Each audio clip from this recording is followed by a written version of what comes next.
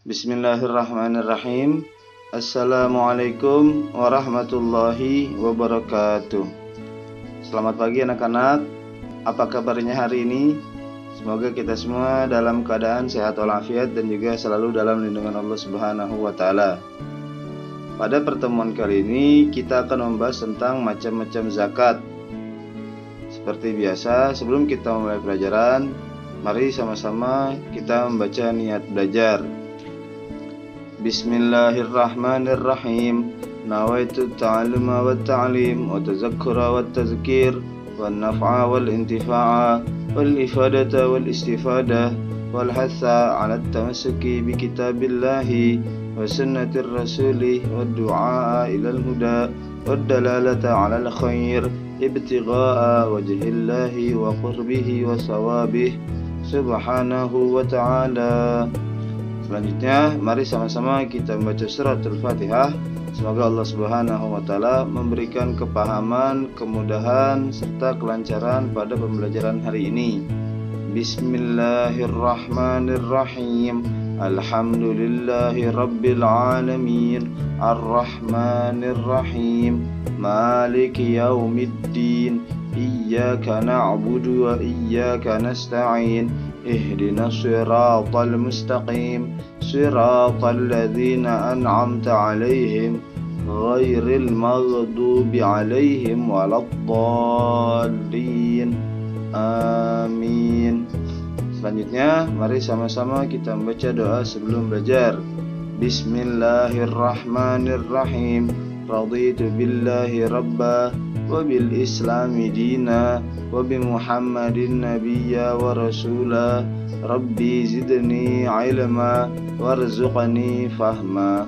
Amin ya rabbal alamin. Anak-anakku yang soleh dan solehah, pada pertemuan kali ini kita akan membahas macam-macam zakat. Zakat itu terbagi menjadi dua. Yang pertama ada zakat fitrah dan yang kedua ada zakat mal. Zakat itu sendiri sudah kita pelajari sebelumnya, memiliki hukum wajib apabila seorang tersebut memiliki kemampuan atau dalam keadaan mampu. Zakat fitrah itu sendiri waktu menyalurkannya yaitu pada saat awal bulan Ramadan atau batasannya sampai dengan hari pertama Idul Fitri sebelum khotib naik ke mimbar untuk berkhutbah. Tapi sepaling afdolnya zakat fitrah yaitu pada saat malam takbiran atau yang kita kenal malam akhir bulan Ramadan.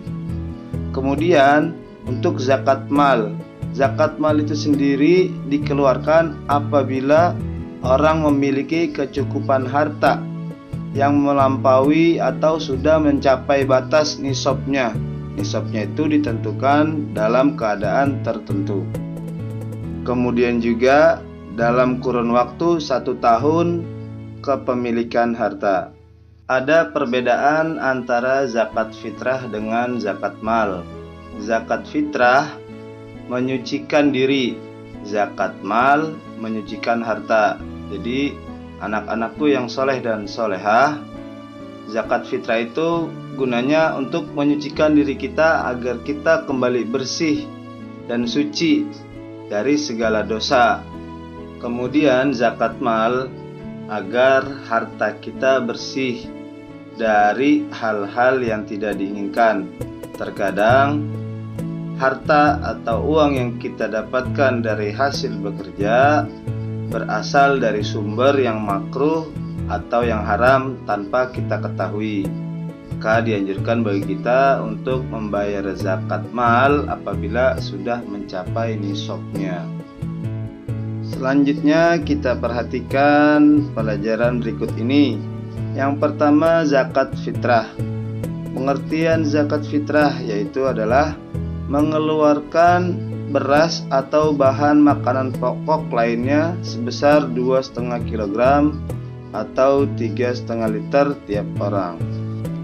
Jadi anak-anakku yang soleh dan solehah, syarat pertama mengeluarkan zakat fitrah yaitu harus menggunakan bahan makanan pokok.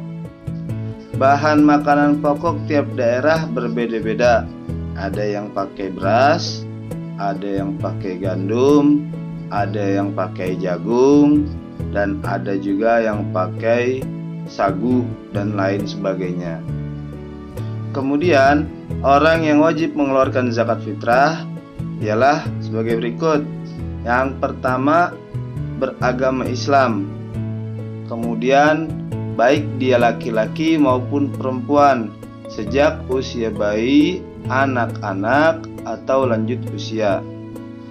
Dari pernyataan ini kita ketahui bahwasannya setiap manusia yang lahir ke muka bumi, dia memiliki kewajiban membayar zakat fitrah apabila dia memiliki kemampuan. Yang kedua, memiliki penghasilan yang cukup untuk kebutuhan sehari-hari. Kemudian zakat fitrah untuk anak-anak menjadi tanggungan orang tua mereka.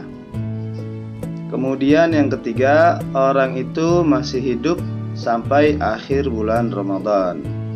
Dari tiga kewajiban ini atau tiga syarat ini, kita bisa tarik kesimpulan bahwasannya setiap manusia yang lahir ke muka bumi, baik dia laki-laki ataupun perempuan, kemudian bayi, anak-anak, orang dewasa atau orang tua, dia wajib membayar zakat fitrah. Kemudian apabila dia memiliki kecukupan harta pada malam hari raya. Kemudian untuk anak-anak atau orang yang wajib dinafkahi, zakat fitrahnya ditanggung oleh orang tuanya, baik orang tua laki-laki maupun orang tua perempuan. Dan bagi orang yang sudah baligh atau orang yang sudah berumur dewasa, zakat fitrahnya harus dibayar dengan uangnya sendiri. Seperti itu. Jikalau misalkan dia masih belum bisa mencari uang, dibayarkan oleh orang tuanya, tetapi harus ada izin antara si anak dan orang tuanya. Kemudian orang tersebut masih hidup atau masih sehat pada akhir bulan Ramadan. Jadi apabila orang dewasa atau orang tua atau anak-anak meninggal sebelum akhir bulan Ramadan, dia tidak wajib bayar zakat. Jadi syarat terakhir ini paling penting dan harus kita perhatikan, orang tersebut masih hidup sampai akhir bulan Ramadan. Kalau dia lahir misalnya di awal bulan Ramadan, kemudian meninggal sebelum akhir bulan Ramadan, maka dia tidak wajib zakat. Makna dari zakat fitrah itu sendiri adalah agar kita sesama muslim bisa merasakan kebahagiaan di hari raya. Jadi kita tidak merasa kesusahan atau kesulitan, terlebih lagi melihat saudara, tetangga, atau orang lain kesulitan di hari yang gembira, di hari yang bahagia. Kemudian zakat mal. Pengertian zakat mal yang harus kita ketahui adalah zakat mal disebut juga zakat harta, yaitu mengeluarkan sebagian harta kekayaan yang kita miliki apabila telah mencapai nisabnya. Pengertian nisab itu sendiri adalah lama waktu suatu harta yang sudah menjadi milik kita dalam jumlah tertentu. Misalnya, jika seseorang muslim memiliki 85 gram emas selama 1 tahun, zakat yang harus dikeluarkan sebesar 2,5%. Atau jika harga emas 1 gram 400.000, nilai nisabnya adalah 85 gram dikali 400.000 menjadi 34 juta.